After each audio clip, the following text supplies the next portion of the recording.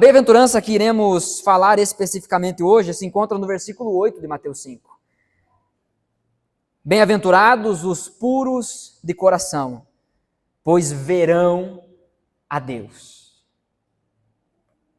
Deixa eu perguntar uma coisa aqui para você. Quem gosta de ficar repetindo as coisas para a pessoa que está do lado? Levanta a mão.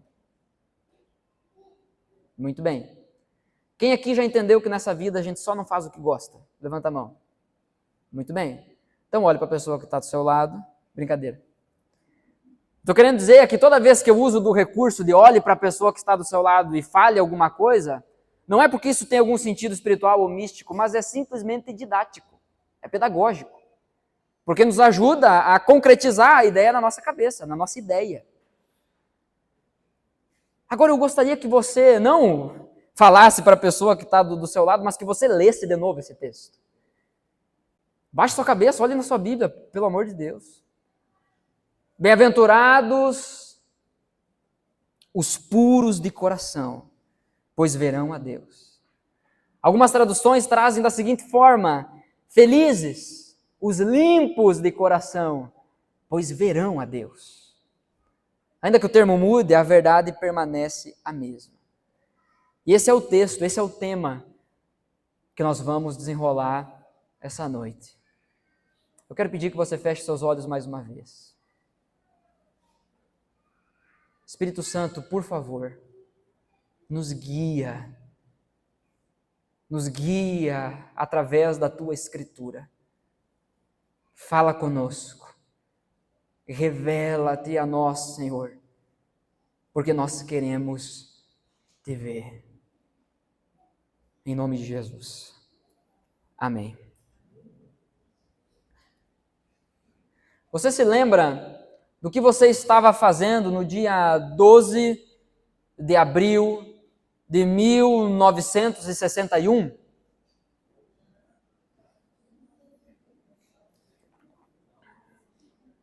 Tem gente pensando, tchê, eu nem sei o que comi ontem, né? Dia 12 de abril de 1961, obviamente, muitos de nós não tinham nem nascido, né? Alguns já. Mas foi... Viu como a gente sabe olhar para a pessoa que está do nosso lado e falar alguma coisa? Eu não nasci. Foi nesse dia que aconteceu a viagem do primeiro ser humano ao espaço. É um evento histórico importante. Chegando no espaço, um astronauta russo supostamente disse o seguinte: eu não vi Deus. E esse astronauta ele foi duramente criticado na sua volta, né, ao planeta Terra, na sua volta para casa. Muitos o taxaram de ateu e coisas piores. Não é possível confirmar se essa frase realmente foi dita, talvez ele disse e depois, por conta da repercussão, ele negou, não sei. Mas essa frase ficou muito famosa. Alguém que saiu, que foi para o céu visível, né? E chegou lá e disse, eu não vi Deus. Pense comigo, por um momento, essa cena, essa foto, se você procurar na internet, você vai encontrar lá, você coloca planeta Terra, vai aparecer lá. Poucas paisagens podem ser comparadas a uma visão da Terra a partir do espaço. Poucas coisas são mais belas e encantadoras. Pense você tendo a oportunidade de estar no espaço, enxergando a Terra, enxergando as estrelas, enxergando todo o sistema, enxergando toda a galáxia, pelo menos até onde os olhos conseguem alcançar. Poucas paisagens podem ser comparadas a isso. Mas mesmo assim, saindo da Terra, indo para o espaço, a verdade é que não é possível ver a Deus. Não é possível ir o mais alto que você conseguir e puder, que a tecnologia capacitar, mesmo assim não será possível bater na porta do céu e dizer, abre aí. Na verdade, não há nada, nenhum tipo de paisagem dessa terra, não há nenhum tipo de paisagem no mundo natural, nas coisas criadas, que vá encantar suficientemente os nossos olhos até vermos a Deus. Nós somos atraídos pela beleza, da mesma forma que somos atraídos pela luz. Se fosse acendida uma lanterna naquele canto ali, inevitavelmente, no mesmo milésimo de segundo que a luz se acende, a gente procura ela. Nós somos atraídos por isso. Nós somos atraídos pela beleza, nós somos atraídos por coisas encantadoras. Deus colocou isso em nosso coração. Deus colocou isso dentro da gente. Mas isso faz parte daquilo que Deus colocou em nós para que fôssemos atraídos para Ele. Vamos considerar o texto, mais uma vez, em 3 partes. Lembra do contexto do Sermão do Monte? Do contexto, do cenário que está acontecendo aqui? No versículo 1 até o versículo 1 e 2, então, nós vemos Jesus dizendo, o texto dizendo, vendo as multidões, havia muita gente ao redor de Jesus. Vendo as multidões, Jesus subiu ao monte, não quer dizer que ele subiu lá em cima, no pico da montanha, mas vendo as multidões, Jesus subiu num lugar um pouco mais elevado, porque não havia sistema de som, microfone na época. Então Jesus, ele senta, ele espera os discípulos dele se aproximar e ele começa a ensinar. E a primeira parte do ensino de Jesus é sobre felicidade. É sobre alegria, é sobre satisfação, é sobre contentamento. Então sim, Jesus é preocupado com a nossa felicidade. Jesus é preocupado com a nossa alegria, com o nosso contentamento. Jesus deseja que sejamos felizes. E por isso ele nos leva a buscar a felicidade em Deus. No pé do monte aqui, irmãos, havia todo tipo de pessoa ouvindo esse ensino de Jesus. Havia os curiosos, que estavam lá só para entender o que estava acontecendo. Já conheceu gente assim? Passa por uma rua, tem um monte de gente parada no meio da rua, a pessoa ela faz a volta na quadra, para ver o que é, para ver se ela pode ajudar em alguma coisa.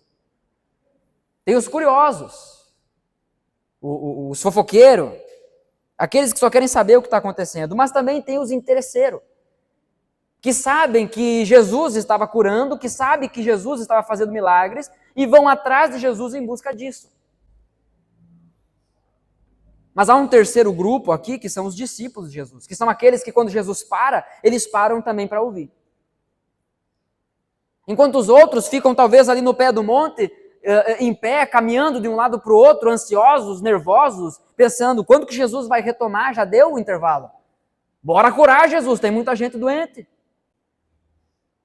Os discípulos param e ouvem também a Jesus. E Jesus ensina a eles.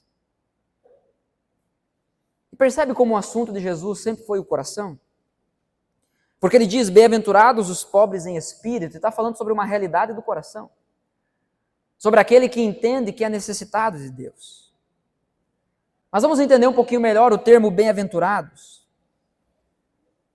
Primeiro ponto, então, do nosso texto hoje, do nosso versículo, é que Jesus diz quem são os discípulos. No meio de toda essa multidão, Jesus diz quem são os discípulos. Os discípulos são mais que felizes.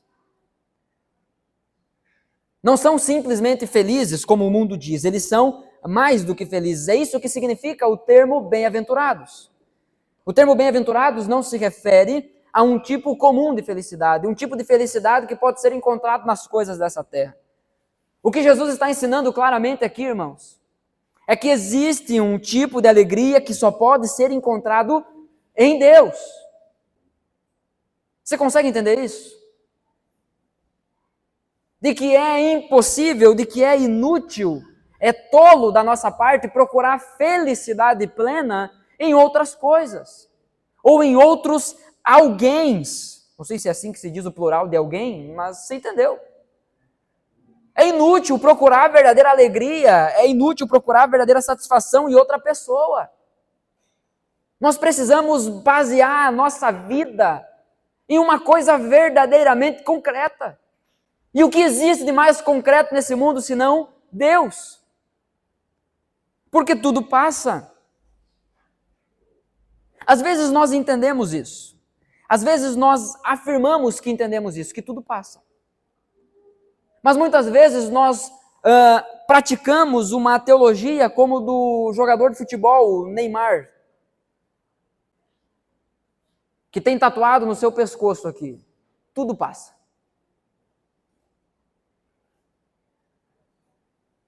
Muitas vezes nós levantamos bandeira de alguns princípios bíblicos, mas não praticamos isso na realidade. Muitas vezes afirmamos que entendemos, que a felicidade verdadeira está em Deus, mas procuramos pouco ela. Procuramos pouco nos deleitarmos em Deus. Precisamos ser lembrados que para cada verdade de Deus, o diabo conta uma mentira para, no mínimo, colocar dúvida sobre a fidelidade do nosso Senhor.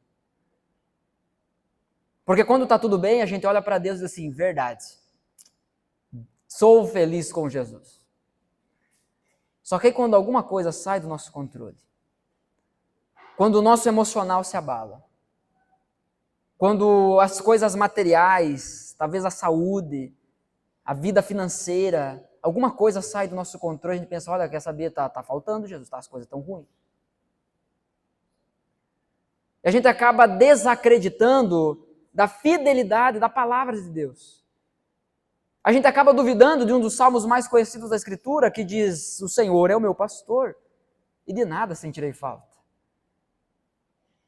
A gente acaba duvidando da promessa de Jesus, que nós encontramos dentro do próprio texto de Mateus, capítulo 16, versículo 33, que diz, busquem em primeiro lugar o reino de Deus e a sua justiça, e as demais coisas, as coisas básicas, serão acrescentadas. Percebe como muitas vezes nós afirmamos que cremos em algo, mas a nossa prática nega aquilo que afirmamos que cremos? O apóstolo Paulo, escrevendo ao jovem pastor Tito, seu discípulo, ele diz que havia muitos homens que afirmavam ser puros, mas pelo seu proceder davam certeza que eram impuros. E por ser impuros eram desqualificados. Ele fala isso também a Timóteo, desqualificados para qualquer tipo de boa obra. Para cada verdade de Deus, o diabo levanta uma mentira. No mínimo, para nos colocar dúvida. O que Jesus está dizendo é que somos felizes de verdade em Jesus. Só que Satanás é bem sucedido quando consegue nos convencer de que é inútil permanecer puro. Porque o que o texto está dizendo, Mateus 5, versículo 8, bem-aventurados os puros de coração. Mas o diabo, ele tenta nos convencer de que é inútil permanecer puro, que é inútil lutar contra o pecado. Salmo 73, versículos 13 e 14 diz o seguinte, é um salmo de Asaf. Asaf lidando com o seu próprio coração no momento difícil de sua vida, um momento em que Asaf estava profundamente tentado a abandonar a Deus. Diz o texto, certamente foi-me inútil manter puro o coração e lavar as mãos na inocência. Você ouviu o texto? Olha o que está saindo da boca desse homem. Certamente foi-me inútil manter puro o coração e lavar as mãos na inocência. É alguém que está se arrependendo daquilo que fez de certo. É um arrependimento inútil. Versículo 14 diz, pois o dia inteiro sou afligido e todas as manhãs sou castigado. É alguém que duvida de que vale a pena se manter puro, que vale a pena se manter santo, quando as coisas não estão saindo do jeito que eu gostaria. Quando nos comportamos assim, Satanás teve sucesso no seu propósito. Mas nós sofremos com um tipo de ansiedade pecaminosa que nos faz desejar a recompensa antes do processo que Deus está realizando na nossa vida ser concluído. A gente quer as coisas para ontem. A gente não consegue perder o controle. Até mesmo a gente diz assim, não, Deus, eu entrego tudo para ti, mas senta aqui e me explica o que vai acontecer. A gente vai para Deus desesperado, não dizendo, Senhor, transforma o meu coração. A gente vai a Deus desesperado dizendo, Senhor, me explica a situação.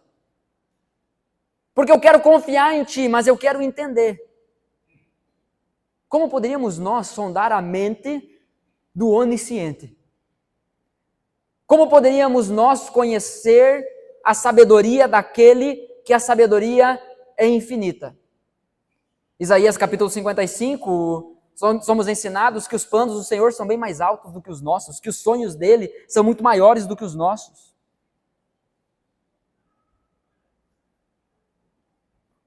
Muitos não conseguem respeitar o tempo de cada coisa e caem na armadilha de tentar resolver com o jeitinho brasileiro, né? De pegar um atalho, de dar um outro jeito, de tentar fazer as coisas dentro da própria vontade, das suas próprias ideias.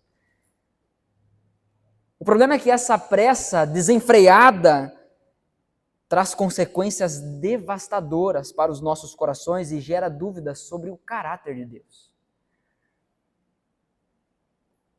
Esse é o lugar de ataque de Satanás, a dúvida. Quando nós duvidamos de quem Deus é. E o nosso coração começa a ser inflamado por coisas que não vêm do alto. O pecado nos engana quando nos leva a acreditar que viver uma vida de aparências é um meio para se manter a felicidade. Spurgeon diz acerca desse texto que quando homens falam contra o Evangelho, quase sempre se deve porque o Evangelho fala contra eles. Citando outro grande homem de Deus, Leonard Ravenhill, ele diz que toda pessoa que deseja mudar o Evangelho é aquela pessoa que não quer ser mudada pelo Evangelho. É aquele tipo de pessoa que diz assim, não, tá tudo bem você ser puro apenas na frente dos outros. Viver de aparências é um meio aceitável para ser feliz. Mas não é. Você sabe que não é. O fato de você estar aqui essa noite, o fato de Deus ter trazido você aqui essa noite, justamente num assunto como esse, e você já tem sondado o teu coração e você já tem entendido que esse não é um caminho. Que viver fazendo de conta não é viver de verdade. É claro que, em certo sentido, é mais fácil parecer puro do que ser puro, de fato. Só que esse pensamento gera em nós uma postura hipócrita. Uma postura mascarada. Que para os outros eu pareço ser alguém bom, para os outros eu pareço ser um cristão exemplar, para os outros eu pareço ser alguém que está sempre disposto a servir o nome de Jesus, mas aqui dentro, no interior, é outra coisa. E aí quem sofre são as pessoas que estão mais perto da gente. Porque toda a impureza que existe dentro de nós, de uma forma ou outra, ela aparece. Nós podemos, num certo sentido, esconder das pessoas mais distantes. Mas as pessoas que estão próximas de nós sempre serão sujadas com a nossa impureza. Num certo sentido, parece ser fácil. Mas um dia chega um momento que a gente diz assim, quer saber? Chega. É daí que vem aquelas expressões, eu vou chutar o pau da barraca, né? Quer saber? Chega, eu não sou obrigado a ficar aguentando essas coisas. Em algum momento ou outro, o nosso coração, ele sempre se revela. O mundo, A ideia desse mundo prega que a felicidade não está na pureza, mas na liberdade de realizar os seus desejos. Porque as mesmas pessoas, a mesma ideia de que não, você não precisa ser tão fanático assim, você não precisa se preocupar em ser puro completamente. Aí vem aquela vozinha, né, venenosa do diabo, né?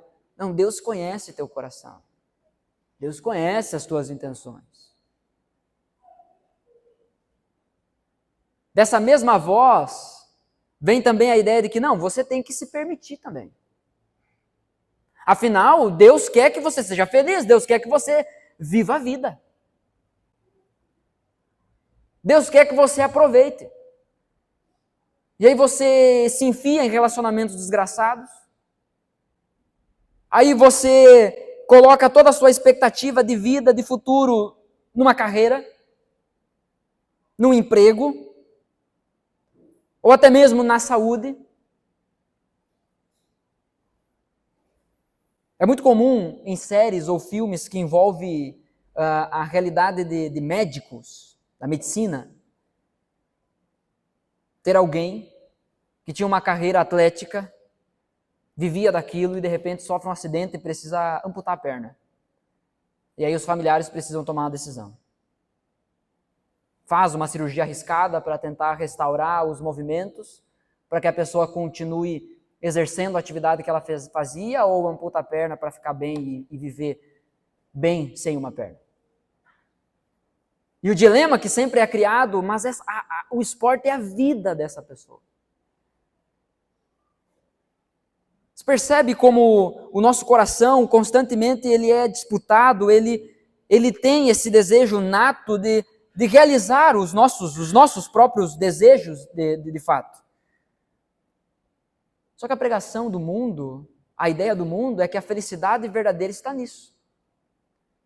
Está em você fazer o que todo mundo faz. Está em você saciar os seus desejos do jeito que você achar melhor.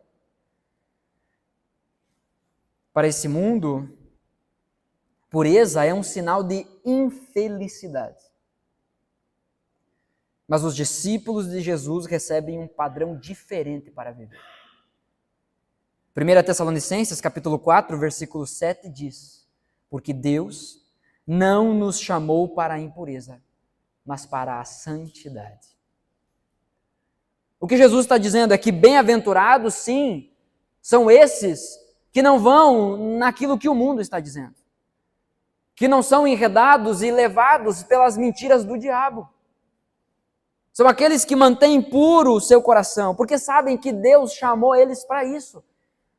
Que Deus não nos chamou para ficar ora no mundo, ora na igreja.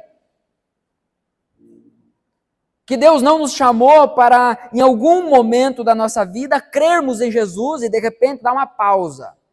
Jesus, eu vou dar uma pausa. Primeiro agora eu preciso lidar com os meus sonhos, eu preciso lidar com os meus planos, eu preciso lidar com a minha carreira, eu preciso lidar com a minha saúde, e depois, Jesus, se tudo der certo, se o Senhor merecer, aí eu volto para ti.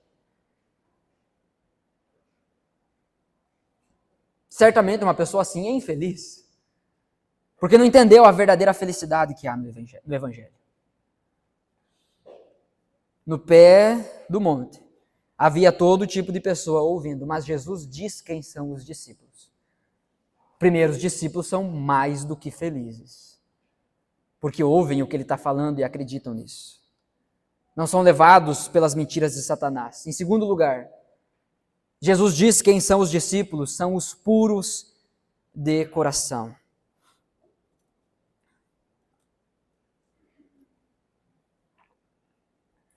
Os puros de coração são aqueles que já reconheceram a penúria, a miséria que viviam sem Deus. São aqueles que olham para dentro de si e sabem que sem Deus não são nada.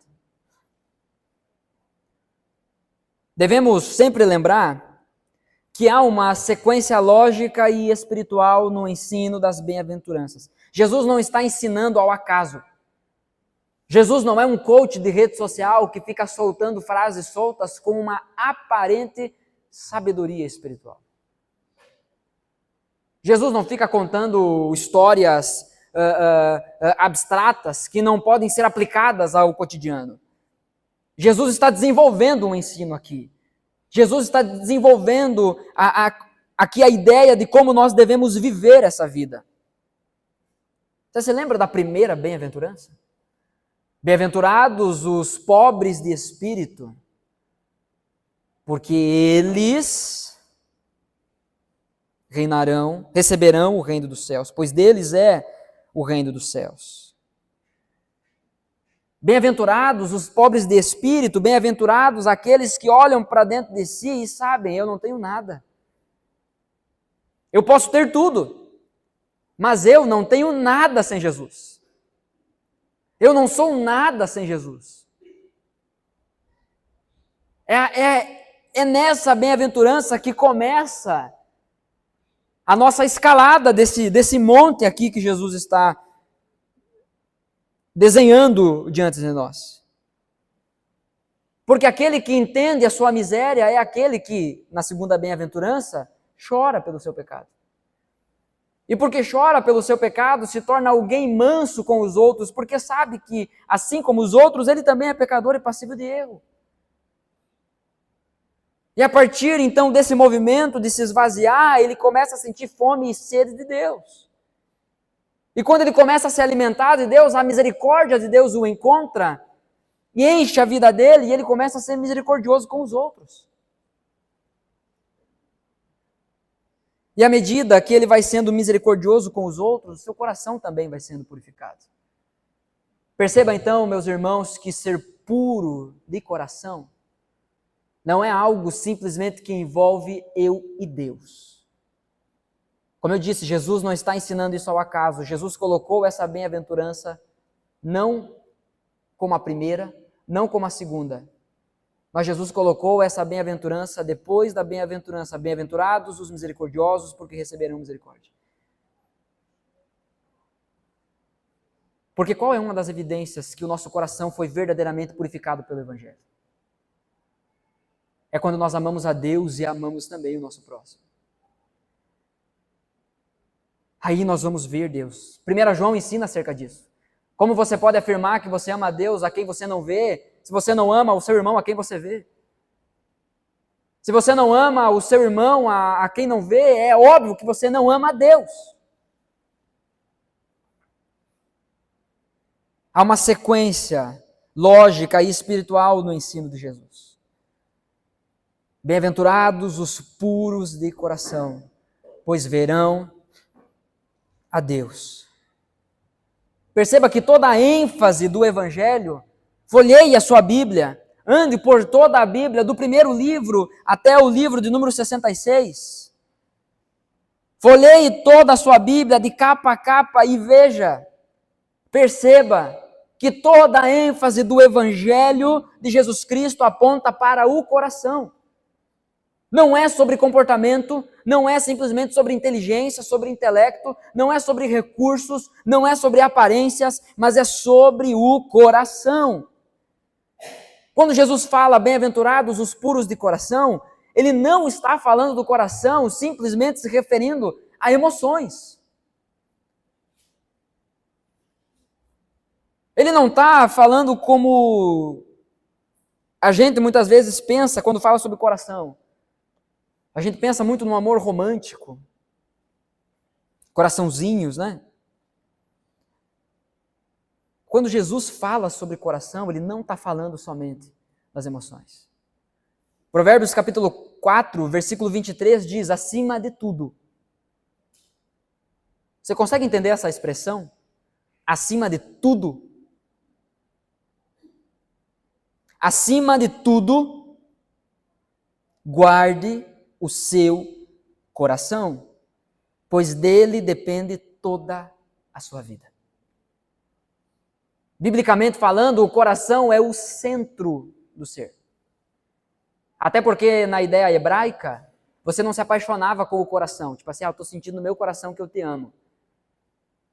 Na verdade, tinha muito mais a ideia de entranhas, que seria a região do intestino. Sabe o friozinho na barriga? Sabe, Thaís, quando tu olhou para esse negão que está do teu lado aí e tu sentiu borboletas no estômago? Eram tuas entranhas. dizendo, eu amo esse negão aí. É isso. A ideia bíblica sobre coração não é emoção, não é sentimento, não é romance, mas é sobre a centralidade do ser. O coração é o centro do ser, é a sala de controle. Você assistiu Divertidamente?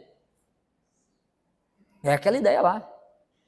Tem uma sala de controle, que no caso é no cérebro, né, na cabeça, mas biblicamente falando, é o coração. Jesus ensina em Mateus capítulo 15, do versículo 18 até o 20. Mas as coisas que saem da boca vêm do coração. E são essas que tornam o homem impuro. E Jesus fala isso lidando com os mestres da lei e os fariseus, que estavam zelando apenas, valorizando apenas as coisas exteriores, ritos. Os caras chegavam para Jesus dizendo, ô Jesus, tu não lavou as mãos para comer, comer a janta.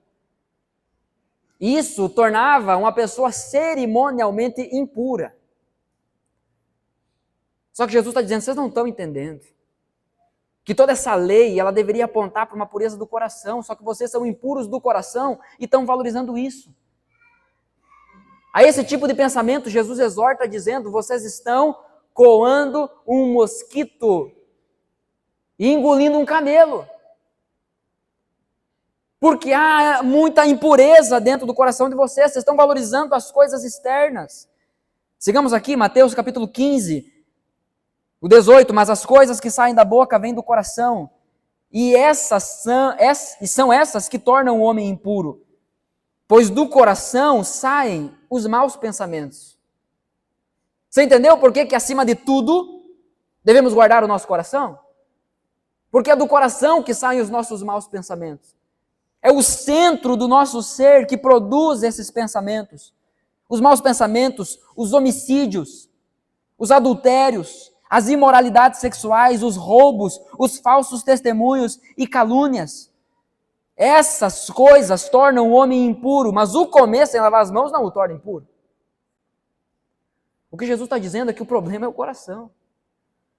O que Jesus está dizendo é que existe uma série de coisas, de pecados que nos deixa impuro, e isso tudo só é feito, só é praticado porque vem do nosso coração. Os nossos pecados não são simplesmente problema de comportamento. Ah, é que o fulano é assim, ele foi criado assim. E daí? O evangelho não tem poder para transformar a vida de alguém? Mas eu cresci desse jeito, e daí? Pois a experiência que o evangelho traz é de uma morte e uma ressurreição em Cristo. Colossenses capítulo 3 vai ensinar sobre isso, nós meditamos nesse texto no dia do batismo. Nós fomos mortos, nós fomos sepultados com Cristo e juntamente com Ele nós ressuscitamos para uma nova vida. Sendo assim, a minha história não me define. As coisas que aconteceram comigo não me definem, sejam as coisas boas, sejam as coisas ruins, não tem o poder de me definir. Colossenses 3,3 diz que a minha identidade ela está em Cristo Jesus. É Ele que me define. Eu posso carregar marcas, eu posso carregar cicatrizes, eu posso andar cambaleando, eu posso andar ferido, eu posso andar sangrando por todos os anos da minha existência nessa terra. Mas uma coisa é certa, não é o meu sangue que me define, é Cristo, é o sangue de Jesus que me define. Os nossos pecados não são problema de comportamento, nem resultado do ambiente que vivemos. Muitos filósofos, pensadores, e esse tipo de pensamento atravessa as gerações. O homem é fruto do meio em que vive. Ah, fulano só é assim porque ele vive num lugar daqueles. Não vamos ignorar o poder, a influência que o meio que vivemos tem sobre nós. O apóstolo Paulo, ensinando aos coríntios, ele escreve dizendo, não se deixem enganar. As más companhias corrompem os bons costumes. Então é claro que o meio que a gente vive vai nos influenciar. O Salmo capítulo 1 fala sobre a gente não andar com os escarnecedores, não ficar ali caminhando e ouvindo o conselho dos ímpios, mas de andar de acordo com a vontade de Deus. Então é claro que o meio nos influencia, mas o meio não nos define. O problema é o nosso coração. O problema do mundo é o meu coração. É o meu pecado. Jeremias capítulo 17, versículo 9 diz: o coração é mais enganoso que qualquer outra coisa. Você lembra daquela frase, né? Escute o que diga o seu coração. Pois é, e a Escritura diz que o coração é a coisa mais enganosa que existe. E aí eu vou ouvir meu coração?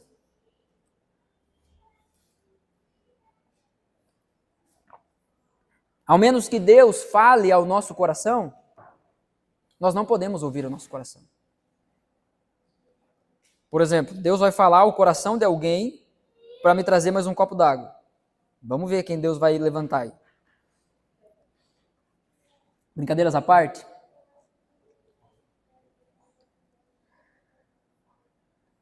A doença do coração, a doença que nos engana, o pecado, de acordo com o texto de Jeremias, é incurável. Não tem tratamento. Não tem remédio. Não tem filosofia, psicologia, sociologia, terapia, ou seja lá, qualquer outra coisa, gritaria que resolva. A doença do nosso coração, chamada pecado, só pode ser resolvida com o Evangelho. Quem é capaz de compreender o próprio coração? Quem de nós já não foi enganado pelo próprio coração? Quem de nós já não teve certeza absoluta de que o caminho a seguir era esse? E depois que tomou esse caminho, percebeu que não era essa a vontade de Deus. Muito obrigado, irmão.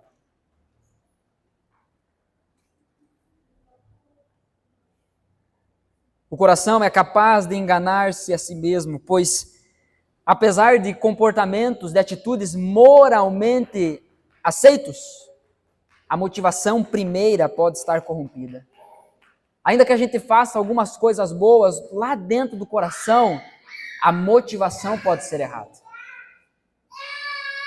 Você já se percebeu assim? Você já é alguém pobre que reconheceu a pobreza de espírito, que já chorou pelo seu pecado? Você já foi confrontado com a impureza do seu coração, de que mesmo nas atitudes boas, existe uma motivação ruim? Quero usar apenas um exemplo ilustrativo. Aqui na nossa igreja isso não acontece, graças a Deus. Mas imagine a seguinte situação. Terminou o culto e por algum motivo todo mundo saiu correndo, se atropelando, as cadeiras ficaram tudo viradas. Aí vem, no outro dia, a Paulinha, antes de ir para a escola. Que horas tu vai para a escola, Paulinha? 7h30. Antes de ir para a escola, a Paulinha vem aqui na igreja e ela arruma todas as cadeiras, enfileiradinha, bem no fio aqui da lajota. E ela olha para isso e diz assim: estou muito feliz em poder ajudar. E ela não conta para ninguém. Só que eu moro aqui do lado, eu vi ela. Mas como é segunda-feira e é dia da minha folga, eu vejo vocês aqui, mas vocês não me veem. Eu vi ela aqui. Aí vem o próximo domingo. Todo mundo chega aqui, as cadeiras todas arrumadas. Celebramos o culto. E aí depois de novo, sai todo mundo correndo, as cadeiras tudo bagunçadas, tudo virada. Aí vem a Yasmin. Que horas tu vai para a escola, Yasmin? 7h20, um pouquinho mais cedo. Yasmin vem antes de vir para a escola. Ela vem aqui e arruma as cadeiras. E ela olha e pensa assim: como é bom servir nessa igreja. Como é bom poder ajudar de alguma forma. Aí no domingo seguinte eu digo assim: irmãos, nem sabe o que eu vi essa semana, esses dias. A irmã Paulinha veio aqui, ela arrumou todas as cadeiras. Irmãos, glória a Deus pela vida da Paulinha. Uma salva de palmas para Paulinha. E aí todo mundo: aê, glória a Deus pela vida da Paulinha. A atitude foi boa ou não foi? Foi. Das duas. Mas no coração da Yasmin ela ficou pensando: por que não falaram que eu também fiz? Quando foi a Paulinha, o pastor viu e falou lá na frente. Agora quando fui eu, ninguém falou nada. Foi uma atitude boa. Mas o resultado, o desenrolar da história mostra que a motivação nunca foi boa. Quando aguardamos o reconhecimento vindo das pessoas, revela muito sobre a nossa motivação, sobre o grau de pureza que existe dentro de nós. Então tome cuidado, porque comportamentos moralmente aceitos nem sempre significam uma motivação correta e pura diante de Deus. Sendo assim, irmãos, nós precisamos levar o coração a sério, pois rapidamente ele pode se perder. Rapidamente ele se desvia, rapidamente ele tira os olhos daquilo que é mais importante. Rapidamente nós paramos de, acima de tudo, guardar o nosso coração. E guardamos o nosso coração junto com tudo. E não guardamos o nosso coração na palavra de Deus.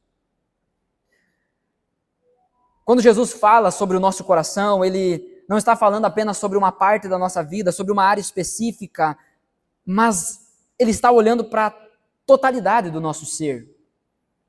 As mulheres ontem tiveram um encontro aqui, tinha um letreiro bem bonito dizendo, né, Deus vê a sua totalidade. Deus os enxerga por inteiro. Não só as mulheres, os homens também, obviamente. O coração, irmãos, quando Jesus fala sobre o coração, nós precisamos entender que envolve a mente, envolve as nossas emoções e envolve também a nossa vontade. Envolve o nosso ser completo. A questão é, como levaremos todo o nosso ser a amar a Jesus? Como levaremos todo o nosso ser a se tornar puro diante de Jesus? Bom, nós devemos pedir ao Senhor para que Ele faça isso em nós, mas também devemos nos esforçar para isso. Eu quero usar apenas 2 textos para basear essa afirmação. Salmo 86, versículo 11 diz, é uma oração do salmista Davi. É Davi, se eu não me engano. Ensina-me o teu caminho, Senhor, para que eu ande na tua verdade. Dá-me um coração inteiramente fiel, para que eu tema o teu nome. Nós devemos pedir isso a Deus. Senhor, dá-me um coração inteiramente fiel. Um coração puro, um coração inteiro é um presente de Deus. E nós devemos pedir isso a Ele. Hebreus capítulo 12, versículo 14 diz, esforcem-se para viver em paz com todos e para serem santos. Sem santidade ninguém verá o Senhor. Bem-aventurados os puros, os limpos, pois verão a Deus. Hebreus diz, esforcem-se para isso. Esforcem-se para viver bem com todos, porque quando se fala sobre pureza e santidade, não é um assunto individual. É um assunto pessoal, mas que se concretiza na coletividade, na comunidade. Sendo assim, irmãos, a nossa pureza está atrelada à nossa comunhão. Para mantermos o nosso coração puro diante de Deus, nós dependemos da comunhão. De estarmos junto com os nossos irmãos.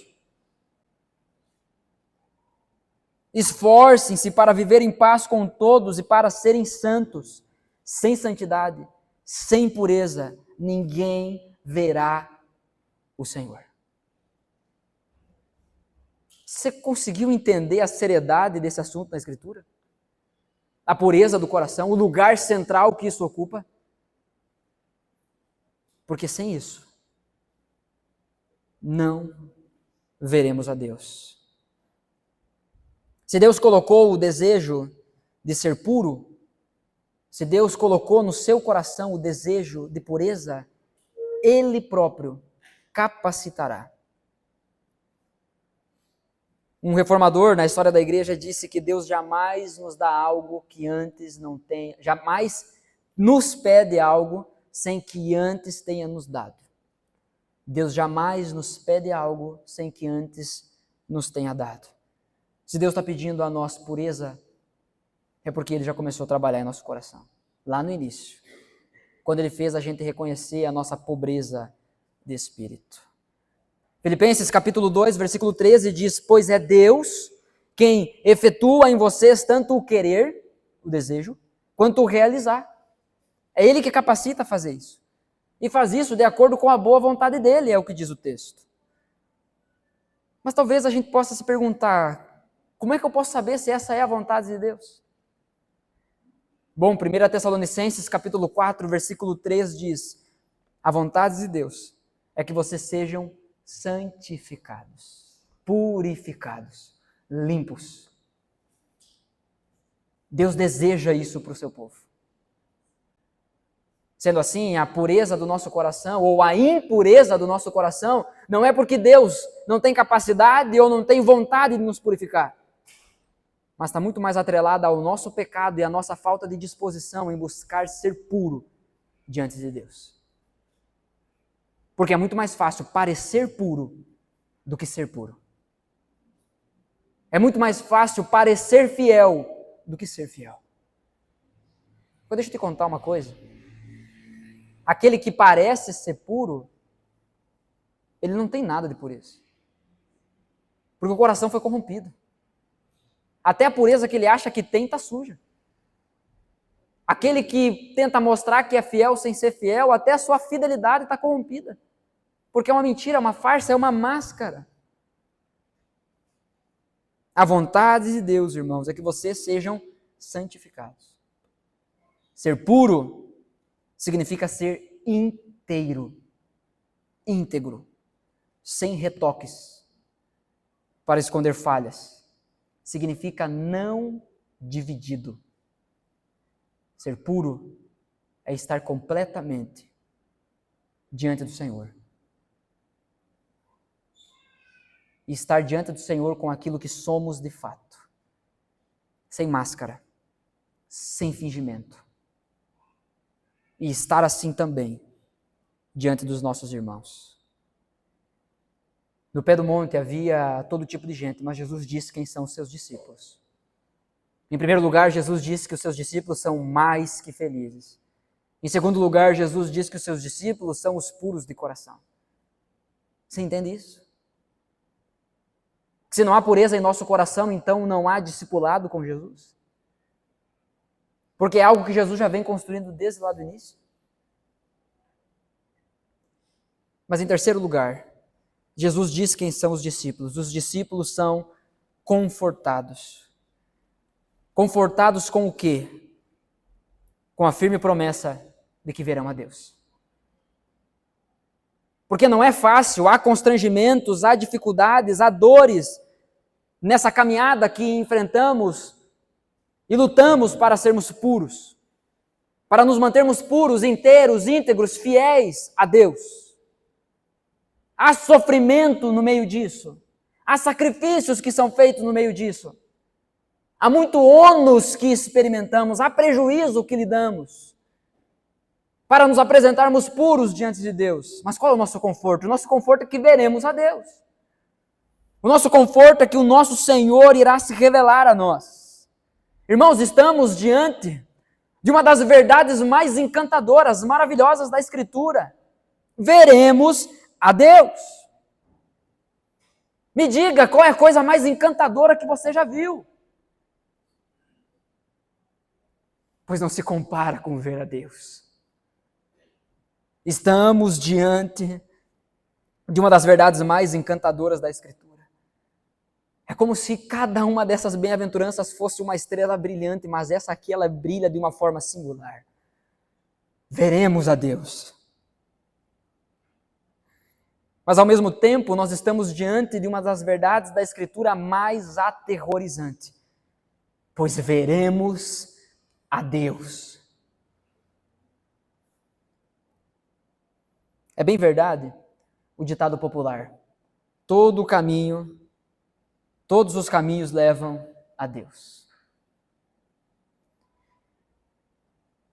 Todo caminho que você trilhar na sua vida, inevitavelmente, irá levá-lo a Deus. Porque é em Deus que a história se consuma. É em Deus que a história encontra o seu sentido, o seu fim, o seu objetivo. Todos os caminhos levam a Deus. Porém, quem pode permanecer diante dele? Chegando lá, chegando a Deus, quem pode permanecer diante dele? diante do dono e juiz de tudo e de todos, quem pode permanecer? Somente os puros. Somente os limpos de coração, os purificados, os santos. Salmo número 24, versículo 1 até o 4 diz: do Senhor é a terra e tudo o que nela existe, o mundo e os que nele vivem, pois foi ele que fundou a terra, fundou-a sobre os mares e firmou-a sobre as águas. O versículo 1 e o versículo 2 aqui nesse salmo, trata de deixar claro o esplendor do nosso Senhor. Trata de deixar claro o tamanho do nosso Deus. Que Ele fez todas as coisas e todas as coisas a Ele pertencem.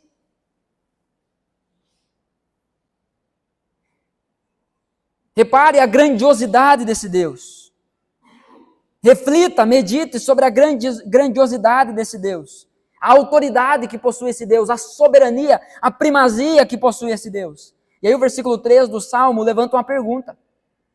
Quem poderá subir ao monte do Senhor?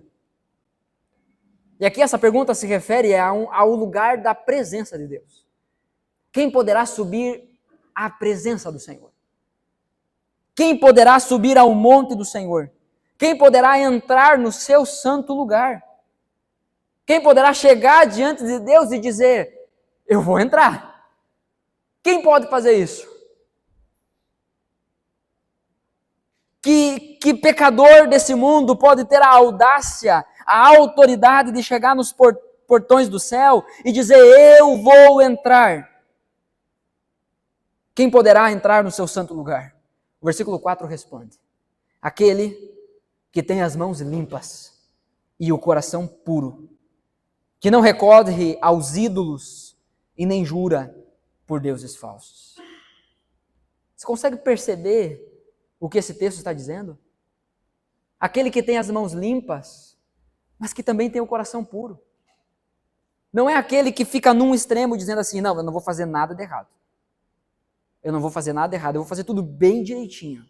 Eu vou manter as minhas mãos limpas. Serei irrepreensível, irretocável. Ninguém tem um A para falar sobre mim. Mas aqui dentro do coração, há inúmeros pecados. Há desejos maus. Há pensamentos imorais. Só que o outro extremo é aquele que fica aqui desse lado dizendo assim: não, Deus conhece meu coração. Deus sabe que eu estou tentando. Deus sabe. Sabe que eu estou tentando me guardar para o casamento. Eu estou tentando não entrar em relacionamentos ruins. Mas eu não consigo, eu estou tentando. Vai ver, você é a pessoa mais linda do mundo. Que você sai na rua e as pessoas te agarram, pulam no teu pescoço. Te obrigam a ficar com elas. Há aqueles que ficam aqui dizendo: não, Deus conhece o meu coração. Só que as atitudes é imundícia. Descansa no fato de que Deus conhece o coração, achando que Deus não julga as atitudes também. Sendo que quando o Senhor Jesus nos ensina a olhar e a entender quem são os seus discípulos de verdade, ele diz que pelos frutos as árvores serão reconhecidas. Fruto bom significa árvore boa, fruto ruim significa árvore ruim. Jesus não diz para você saber se uma árvore é boa, vai lá, cavoque ela e procure na raiz. Jesus manda olhar os frutos. Quem pode entrar? Quem pode subir ao Monte Santo? Quem pode permanecer? Quem pode entrar no santo lugar? Somente aqueles que têm mãos limpas e coração puro. Somente aqueles que são inteiros. Devemos olhar para o nosso coração em busca de um diagnóstico verdadeiro. Responda a essa pergunta, por favor, em nome de Jesus. Faça essa pergunta ao seu próprio coração: eu já fui purificado? Eu sou alguém puro de coração e de mãos? É você que precisa responder essa pergunta. chegando diante do trono, do dono, do juiz de toda a terra, eu poderia entrar? Seria muito bom se fôssemos tomados nesse momento por um santo desespero e lamentássemos do quanto do velho homem ainda vive e milita contra nós. Seria muito bom se o Espírito Santo nos presenteasse nesse momento com uma profunda convicção do pecado que ainda habita em nós. Seria muito bom se você parasse de caçar mosca e ficasse distraindo com outras coisas e respondesse essa pergunta no seu coração: eu já fui purificado?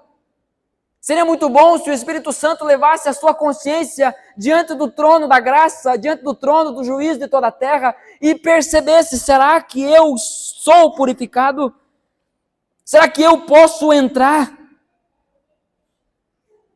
Seria muito bom se o clamor do seu coração fosse o mesmo do que do apóstolo Paulo em Romanos 7, dos versos 15 ao 24. Ele diz: não entendo o que faço, pois não faço o que desejo, mas o que odeio. E se faço o que não desejo, admito que a lei é boa, porque a lei diz que eu sou pecador. Nesse caso, não sou mais eu quem o faz, mas o pecado que habita em mim. Sei que nada de bom habita em mim, isso é, em minha carne. Porque tenho o desejo de fazer o que é bom, mas não consigo realizá-lo. Pois o que faço não é o bem que desejo, mas o mal que não quero fazer. Esse eu continuo fazendo. Ora, se faço o que eu não quero, já não sou eu quem o faz, mas o pecado que ainda habita em mim. Assim encontro essa lei que atua em mim.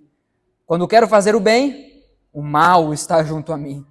Pois no íntimo do meu ser eu tenho prazer na lei de Deus, mas vejo outra lei atuando nos membros do meu corpo, guerreando contra a lei da minha mente, tornando-me prisioneiro da lei do pecado que atua em meus membros. Versículo 24: miserável homem que eu sou, quem me libertará do corpo sujeito a esta morte? Seria muito bom se o Espírito Santo nos presenteasse com essa consciência. Miserável homem que sou. Miserável homem que sou, porque ser submetido ao examinado Espírito Santo, eu percebo que ainda há impureza em mim, que ainda há pecado em mim, que ainda há coisas que precisam ser vencidas em mim. Sendo assim, irmãos, o único que pode me livrar de mim mesmo é Ele. Tiago capítulo 4, versículo 8 ao 10 diz: aproximem-se de Deus e Ele se aproximará de vocês. Atente para isso, por favor. Aproximem-se de Deus e Ele se aproximará de vocês. Pecadores, limpem as mãos. E vocês que têm a mente dividida, purifiquem o coração. Você percebe como as duas coisas andam juntas? Não é apenas sobre você fazer, mas é sobre você ser. Mas ser sem fazer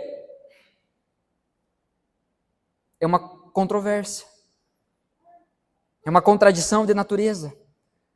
Porque aquele que recebeu a purificação de Deus, ele faz.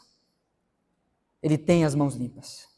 Aproximem-se de Deus e Ele se aproximará de vocês. Pecadores, limpem as mãos, e vocês que têm a mente dividida, purifiquem o coração.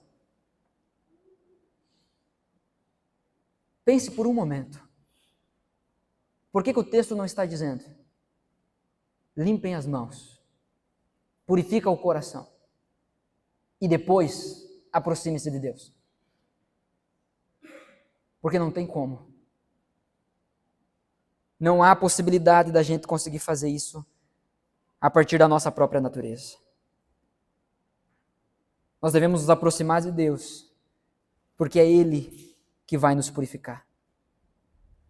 E o texto segue falando, versículo 9: entristeçam-se, lamentem, chorem, troquem o riso por lamento e a alegria por tristeza. Porque não é possível, irmãos.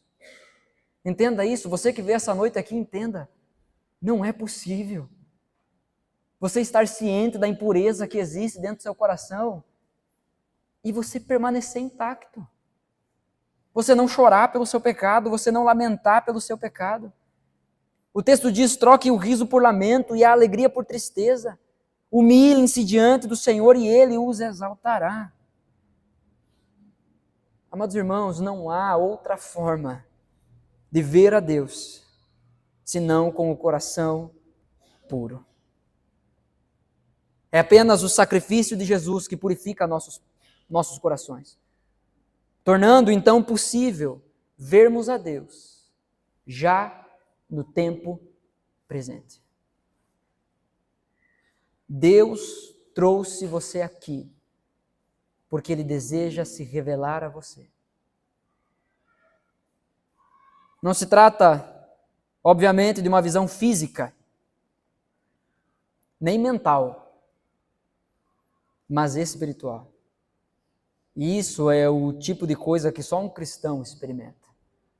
Só alguém que foi alcançado no coração por Deus. Diante disso, portanto, para ouvir e praticar, você já viu a Deus? Você pode afirmar isso? Você já teve um encontro verdadeiro com Deus? Nós estamos falando sobre ver uma manifestação física, mas eu estou falando sobre um encontro com o coração. Você já viu a Deus? Seu coração já contemplou quem Ele é? Uma boa forma de chegar à resposta dessa pergunta é pensar que a verdadeira alegria e satisfação da nossa alma está ligada diretamente ao fato de vermos a Deus. Se você não ver a Deus, se você não se encontrar com Deus, você nunca será verdadeiramente feliz. Porque a verdadeira felicidade está nele. Somente nele. Talvez devêssemos dizer ao Senhor essa noite, assim como Moisés e Isaías: eu quero vê-lo. Mostra-me tua face, Senhor. Eu quero vê-lo. E por meio do Espírito Santo eu quero conhecê-lo. Eu quero me relacionar contigo. Eu quero ser purificado em meu coração. Eu quero ser transformado no íntimo do meu ser. Eu quero poder chegar diante de ti com a certeza de que porque Cristo me libertou dos meus pecados e me purificou da minha injustiça, sim,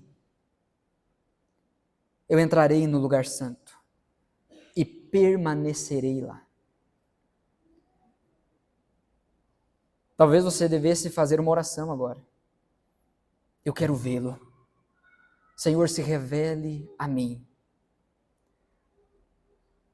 Em nome de Jesus, clame por um coração que não sofre disputa, pois o nosso ser por inteiro deve ser inteiramente de Jesus. Peça a Deus: eu não quero guerra dentro do meu coração, eu não quero que o meu coração batalhe querendo se entregar ao pecado, querendo se entregar à injustiça, querendo se entregar à imoralidade, à iniquidade. Senhor, eu quero que o meu coração seja completamente teu. Eu quero um coração inteiro. Eu quero um coração que ama ao Senhor. Eu quero um coração que se deleita no Senhor. Eu quero te ver para te amar, para me relacionar contigo de uma maneira cada vez mais verdadeira e profunda. Não há possibilidade, não há a mínima possibilidade de você purificar-se a si mesmo. Então entregue-se a Jesus. Corra a Jesus. Caso contrário, o nosso coração continuará impuro e a nossa visão continuará embaçada. Se não entregarmos a Deus o nosso coração, os nossos olhos não serão iluminados e seremos como cegos, tentando encontrar a felicidade, que jamais será alcançada por nós. Porque isso só é possível ser encontrado em Deus. Se viajarmos a todos os países possíveis, e visitarmos seus mais belos pontos turísticos, se entrarmos em cavernas com belezas naturais inexploradas, se formos ao espaço para contemplar a estrela mais brilhante, ainda assim não teremos visto a coisa mais bela existente. Deus lhe chama para vê-lo e permanecer em sua presença. Porque é isso que ver a Deus nos causa. Uma vez que colocamos os nossos olhos nele, a gente não consegue mais tirar. Eu quero orar pela sua vida. Feche seus olhos, por favor.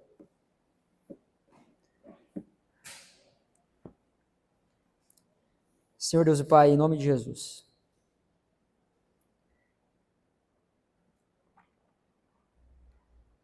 obrigado pela Tua palavra. Obrigado porque a Tua palavra é viva e eficaz. Obrigado porque não há nada mais eficaz e necessário para o nosso coração do que a Tua palavra. Nos ajuda, Senhor, a olhar para esse texto, não apenas com os nossos olhos físicos.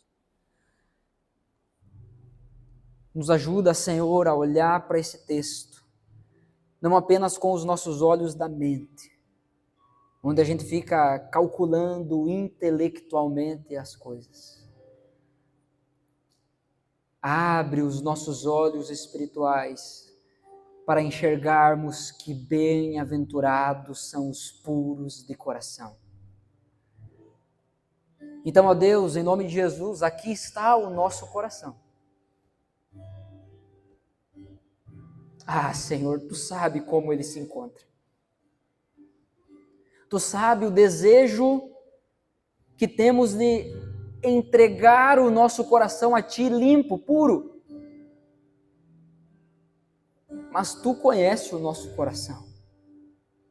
E Tu sabe como o nosso coração chega diante de Ti nesse momento. Um coração talvez fraco, um coração cambaleante, um coração que tem sido derrotado pelo pecado. Um coração que, como ensinamos para as crianças, está sujo, está triste. Então, Senhor, eis o nosso coração. Nós não queremos oferecê-lo a ninguém mais. Nós não queremos oferecê-lo diante do altar de coisa nenhuma. Eis o nosso coração. Será que o Senhor poderia nos purificar essa noite?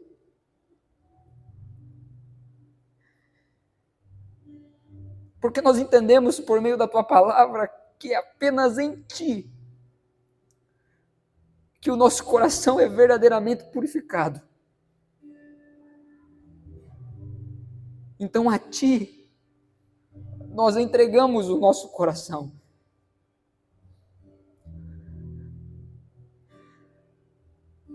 Purifica-nos, Senhor. Limpa-nos e seremos brancos como a neve. Sabemos, Senhor, que não importa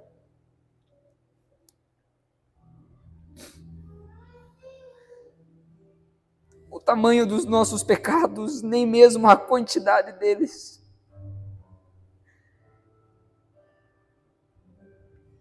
sabemos, ó Deus, que não importa também os nossos motivos.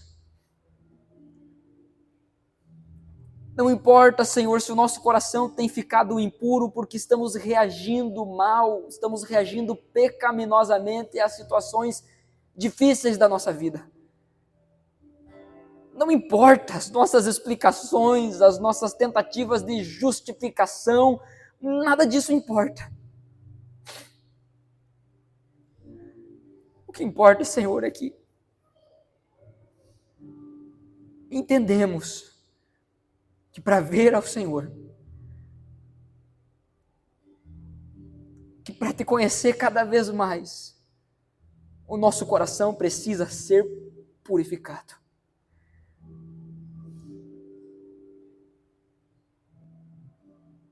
Mas nós não conseguimos ser curados disso. Essa doença nos assola. Essa doença tem terminado com famílias, com casamentos, com carreiras, com a comunhão na igreja, com amizades, com sonhos. Essa doença chamada pecado tem nos destruído, Senhor. Mas nós pedimos que o Senhor considere: eis aqui o nosso coração. O Senhor conhece cada um aqui essa noite, o Senhor sabe quem está com o coração diante de Ti. Então eu peço em nome de Jesus, ouve o clamor e purifica os nossos corações. Em nome de Jesus. Amém.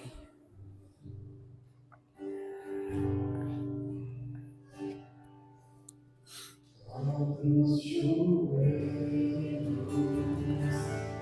o coração, Espírito nos quebranta, nos afastamos de todo mal, deixamos a iniquidade.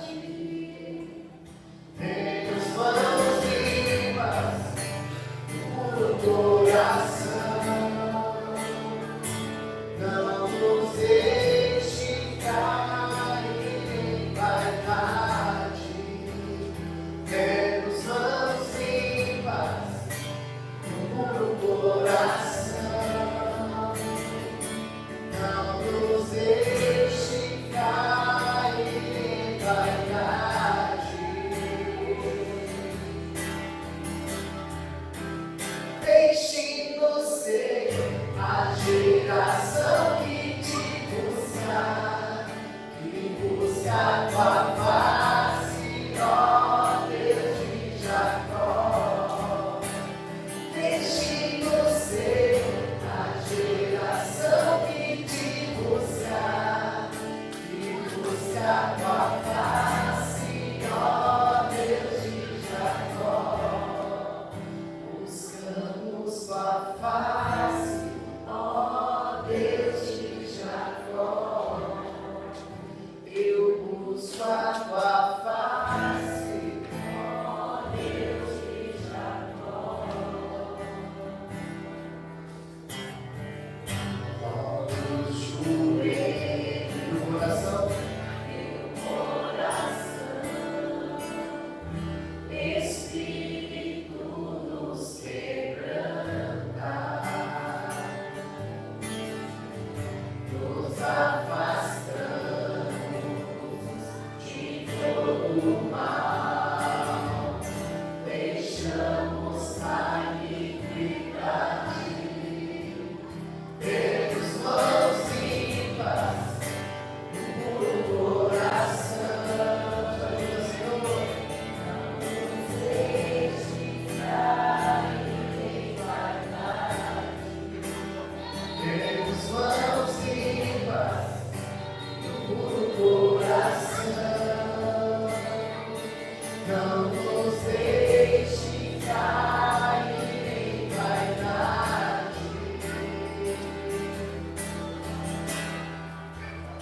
deixe-nos ser a geração que te busca, que busca tua face, ó Deus de Jacó.